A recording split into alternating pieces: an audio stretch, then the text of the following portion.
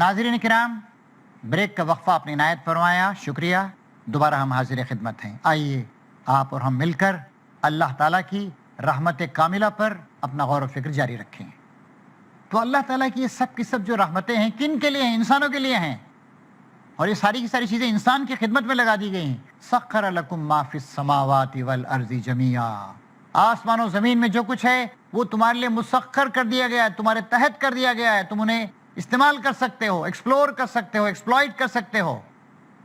हमारे लिए अल्लाह ताला ने सब कुछ पैदा किया। कितनी अल्लाह ताला की रहमत, कितना अल्लाह ताला को ख्याल है इंसानों का, हर एक ज़रूरत का उसने इंतज़ाम किया। वातैनाकुम मिन कुल्ली शैइन सअलतुमुह, तुमने जो कुछ मांगा हमने वो अता किया तुमको। हमने खाना पीना मांगा, खाना पीना दिया। हमने मवेशी मांगे, मवेशी दिए। हमने दूध दही मांगा, वो हमें इनायत फरमाया। हमने बारिश मांगी, हमें बारिश दी। हमने और तरह तरह के केमिकल्स ईजाद किए, अल्लाह ने उसकी सलाहियत दी। हमने कहा कि भाई ये पानी के जहाज़ जो हैं बादबानों से चलते हैं, हम मशीन से चलाएंगे, अल्लाह ने सलाहियत अता फरमाई। हमने कहा कि हम भाप के देव को अपने कब्ज़े में करेंगे, अल्लाह ने उसकी सलाहियत दे दी। भाप से इंजन चलने लगे, भाप से ट्रेनें दौड़ने लगीं। हमने कहा कि ट्रेनों की रफ्तार कम है और तेज़, अच्छा ठीक है, 200-300 किलोमीटर तक ट्रेनें चल रही। हमने कहा कि भाई ये ट्रेनों में भी टाइम ज़्यादा सर्फ होता है, हम जल्दी उड़ के जाना चाहते हैं, तो अल्लाह ताला ने हमें हवाई जहाज़ दे दिए। 800 किलोमीटर की रफ्तार से उड़ने वाले हवाई जहाज़ दे दिए। 125 साल पहले तकरीबन टेलीफोन आ गया। इंग्लैंड में सबसे पहले आया, लंदन में आया, न्यूयॉर्क में आया और फिर हर जगह आ गया। लंदन के बस एक आने के 2-3 साल के बाद ही बॉम्बे और चेन्नई में आ गया, कलकत्ता में आ गया। चुनांचे सेल फोन्स आ गए। आज दुनिया के 2/3 लोगों के पास सेल फोन्स हैं। गरीब से गरीब आदमी के पास भी सेल फोन्स हैं। बल्कि अगर आप झांक कर देखें तो एक फ़कीर की झोली में भी आपको सेल फोन नज़र आएगा।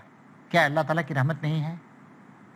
जहाँ हम बैठे हैं वहीं से बात करें, चल रहे हैं, फिर रहे हैं, बात कर रहे हैं, ट्रेन में ही बात कर रहे हैं। अब तो हवाई जहाज़ में भी टेलीफोन आ गए हैं। तो इस तरीके से अल्लाह ताला इतनी सहूलतें दे रहा है, लेकिन इंसान कितना नाशुक्रा है। अल्लाह ताला की रहमत का एहसास नहीं करता है और अल्लाह की नाफरमानी पे नाफरमानी किया जाता है। अल्लाह ताला के बारे में बातें छांटता है, अल्लाह ताला की मुखालिफत करता है, मानता नहीं है, समझता है कि मैंने ही कर लिया। हालांकि ना अपने आप को उसने पैदा किया, ना पैदा कर सकता है। हालांकि उसकी मौत का वक्त आ जाए तो उसको टाल नहीं सकता है। तो अल्लाह ताला की रहमत कामिला का इल्म अगर सही तरीके से हमको हासिल हो तो हमारे अंदर शुक्रगुजारी का जज्बा पैदा होगा। एक हदीस है बुखारी और मुस्लिम की, नबी करीम सल्लल्लाहु अलैहि वसल्लम फरमाते हैं कि अल्लाह ताला फरमाता है कि जब भी कोई शख्स नेकी करता है तो मैं कम से कम 10 नेकियां उसके नाम-ए-अमाल में लिखता हूँ और चाहूँगा तो उससे भी ज़्यादा दूंगा। और अगर कोई शख्स बुराई करता है तो सिर्फ एक ही बुराई लिखता हूँ और चाहूँगा तो उसे भी मिटा दूंगा। बल्कि तौबा कर ले तो उस बुराई को मिटाकर उसकी जगह एक नेकी को लिख दिया जाएगा। फिर फरमाया, बंदा मुझसे एक बालिश करीब आता है, मैं 2 बालिश उसकी तरफ बढ़ता हूँ। एक हाथ मेरी तरफ आता है तो मैं 2 हाथ उसकी तरफ आता हूँ। चल कर आता है तो मैं उसकी तरफ दौड़ के आता हूँ। और ज़मीन के बराबर गुनाह लेकर अगर वो आता है लेकिन माफ़ी तलब करता है तो इंशाअल्लाह क़यामत में मैं उससे ज़्यादा बड़ी मग़फ़िरत के साथ उससे मिलूँगा, बशर्ते कि उसने मेरे साथ शिर्क न किया हो। कितना बड़ा गुनाह है शिर्क।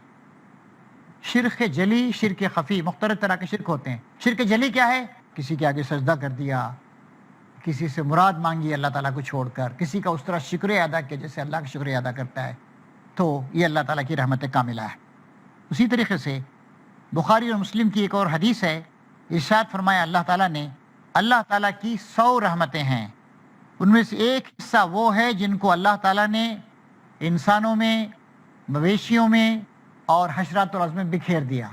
तुम देखते हो कि जानवर तक, वहशी जानवर तक मोहब्बत और रहम के जज्बे के साथ ज़िंदगी गुजारते हैं और वहशी जानवर भी अपने पैर की चोट से अपने बच्चे को महफूज रखता है।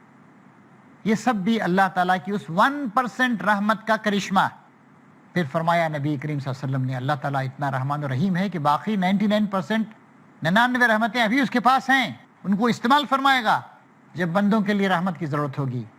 तो क्या इतने रहमान और रहीम खुदा के सिलसिले में, जिसकी रहमत कामिला चारों तरफ छाई हुई है, हमें नाफरमानी का, नाशुक्री का, कुफरान नेमत का, इनकार का, हठधर्मी का रवैया अख्तियार करना मुनासिब है?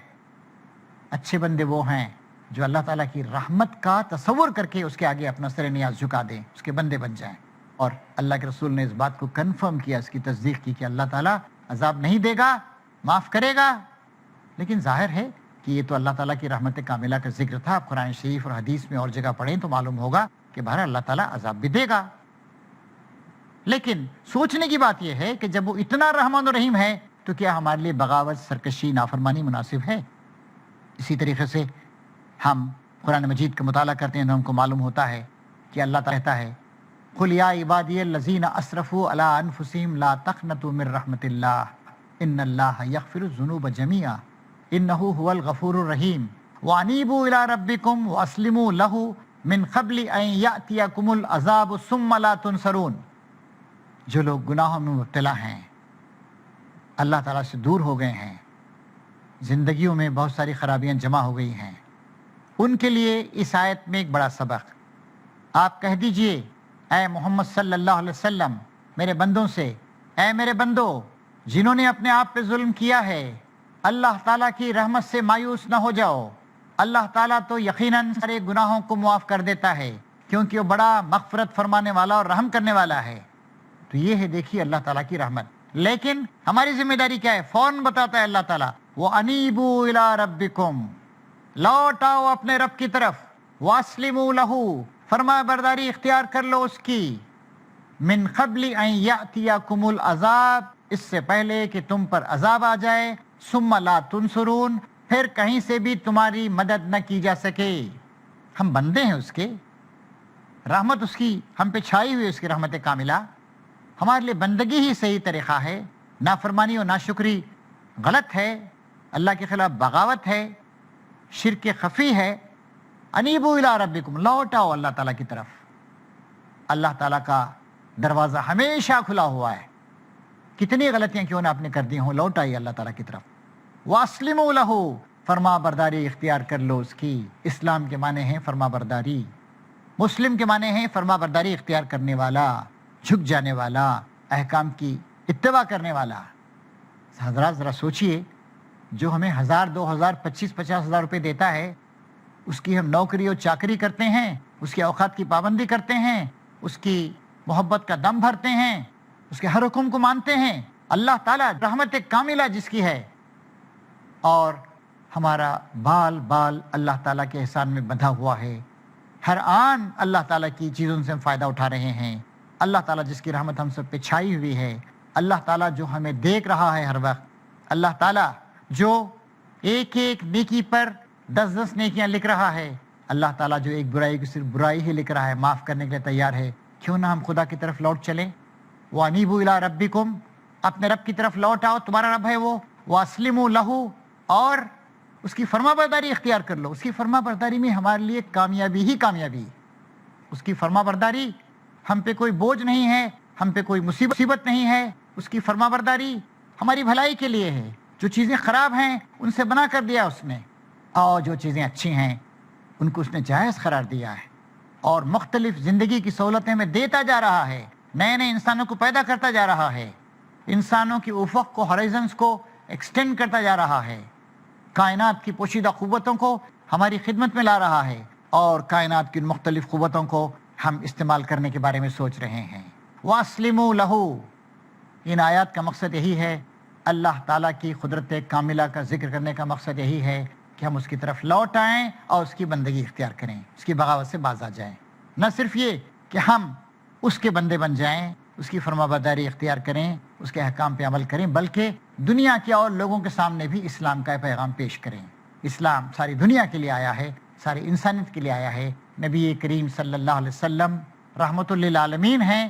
اسلام وہ نظام قائم کرنا چاہتا ہے جو رحمت کا ہے، جو محبت کا ہے، جو ہمدردی کا ہے، جو دل سوزی کا ہے، جو خیر خواہی کا ہے، جو امن کا ہے، ترقی کا ہے، محبت کا ہے.